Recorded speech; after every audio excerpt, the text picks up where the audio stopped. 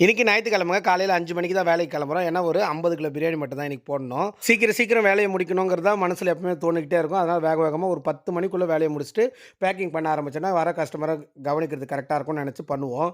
வேகமாக பண்ணிக்கிட்டே இருந்தோம். 11:30 மணி ஆயிடுச்சுங்க. 11:40 ஆயிடுச்சு.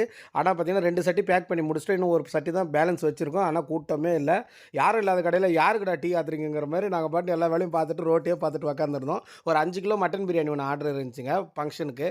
சரி இந்த கேப்பில் வந்து அதை மிக்ஸ் பண்ணி வச்சுட்டோம்னா வந்து பார்ட்டி எடுத்துகிட்டு போகிறதுக்கு ஈஸியாக இருக்கும்னு ரெடி பண்ணோம். கரெக்டாக அவங்களும் வந்துட்டாங்க. அவங்க எடுத்துகிட்டு போகிறதுக்கு 12 மணி ஆயிடுச்சுங்க. எப்பவுமே 10:30க்கு ஆரம்பித்து 12:30 மணிக்குள்ளே எங்களுக்கு வியாபாரம் முடிஞ்சிடும். மிஞ்சி போனால் ஒரு 1 மணி வரைக்கும் நடக்குங்க. ஆனால் இன்றைக்கி பார்த்தீங்கன்னா ஆரம்பிக்கிறதே 12 மணிக்கு மேலே ஆரம்பிச்சிச்சு, முடிகிறதுக்கு 1:30 ஆயிடுச்சுங்க. அந்த மாதிரி வியாபாரம் என்றைக்கு எப்படி இருக்குன்னுலாம் தெரியாது. ஆனால் நம்ம செய்ய வேண்டிய வேலையை கரெக்டாக செஞ்சுக்கிட்டே இருந்தோம்னா நடக்கிற வியாபாரம் எப்படி இருந்தாலும் முன்ன பின்ன நடந்துடும். ஒரு நாள் நடக்காமல் கூட போவோம். அது எதுவும் பண்ண முடியாது. அந்த மாதிரி அடிக்கடி செஞ்சு மீந்து போகிறத விட ஒரு சிங்கிள் போட்ட பிரியாணி முடிஞ்சால் போதுண்டா சாமின்னு அந்த வியாபாரத்தை அதோடு முடிச்சுக்கோங்க.